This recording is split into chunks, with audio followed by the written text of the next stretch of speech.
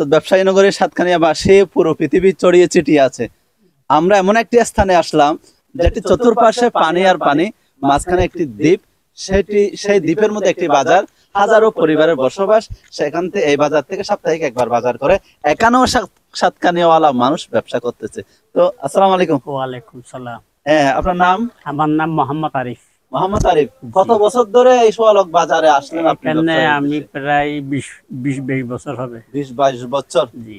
এই দোকান নিয়ে আপনার সংসার? জি, এই দোকান সংসার। মোটামুটি ভালো আছেন? ইনশাআল্লাহ ভালো আছি। সাতকানিয়া থেকে কতদিন পর পর মানে সাতকানিয়া যান? আমরা ধরো 15-20 দিন পর পর। তো জি। সিটোহরা। সিটোহরা আপনার বাড়ি?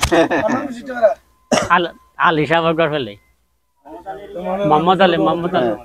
তা আপনার কাস্টমার কি রকম? এই যে এই শুক্রবার চাকমা মারমা সবগুলো মিলাইয়া উপজাতি বেশি? আপনার সাথে উপজাতির সাথে সম্পর্ক বেশি ভালো? তো কি কোন আইটেম আছে এখানে? এই সবগুলো আছে আমার, সব ভ্যারাইটি আইটেম, ইত্যাদি আইটেম আর কি। ঠিক আছে, মানে দোকান আলহামদুলিল্লাহ ভালো চলতেছে? জি ইনশাআল্লাহ। তো কত মানে বাজার বারে কত সেল হয়? হয় মোটামুটি ভালো, অসুবিধা নাই, আমরা কোনো চলতে পারি। আপনি একজনেই? জি জি, একজন মানে কর্মচারী লাগবে না? কর্মচারী 50 জন সদস্য। ঠিক আছে, আর কোনো তো অসুবিধা নাই? না, অসুবিধা না। যেহেতু আপনি মুসলিম উপজাতি। দুইটা লাগবে এনে আছে রুমের এনে।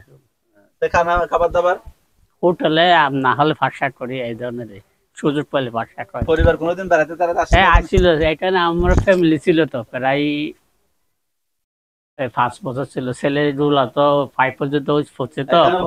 জি জি, এগুলাই পরে বাড়িতে নিয়ে গেছে। রেট কি সাতকানিয়ার রেট এখানে একটু বেশি নাকি?